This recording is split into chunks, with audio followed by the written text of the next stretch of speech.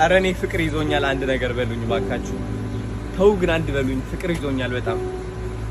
ከማን ጋር አትሉኝም? ከራሴ ጋር በጣም ፍቅር ይዞኛል። እንደዚህ ማለት ነው። ስሜ አልጠግበውም። ራሴ ብታዩ ራሴን መስታወት ላይ ሳየው በራሴ እንዴት አባቴ እንደምኮራ ብታዩ ራሴ እንዴት እንደምወድ ብታዩ ከዛ ራሴን የበለጠ ስወድ ደግሞ ማለት ነው ሌላ ሰው የበለጠ ወዳለሁኝ ብታዩ ለራሴ የዋህ ስሆን ለሌሎች ሰዎች በጣም የዋህ ሆናለሁኝ። አስታውሳለሁ የዛኔ ድሮ ማለት ነው በቃ ስጨናነቅ ራሴን እየጠላው እያለ በጣም ሰውነቴ ወፍሮ ተበላሽቶ ሰዎችን እንጠላ ነበር። ሰዎችን በጣም ጃጅ አደረግ ነበር። ምን አባቱ ነው ይሄ? ምን አባቱ ማነች እቺ እል ነበረ ብታዩ።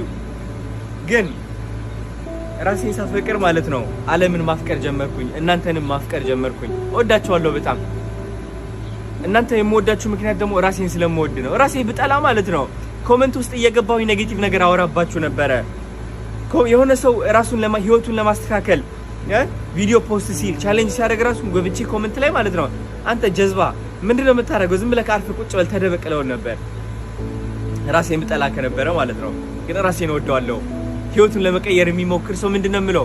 ጀግና ነህ አንተ፣ በጣም ብርቱ ነህ፣ በጣም አደንቅሃለሁ፣ ጎበዝ። ምክንያቱም ራሴን እወዳለሁ፣ ራሴን እደግፋለሁ፣ ሌሎች ሰዎችን እወዳለሁ፣ ሌሎች ሰዎችን እደግፋለሁ። ስለዚህ ራሳችሁን ሳትወዱ ሌላ ሰውን ለመውደድ አትሞክሩ። ወደ ሪሌሽንሺፕ ውስጥ ለመግባት አትሞክሩ። ራሳችሁን ውደዱ መጀመሪያ።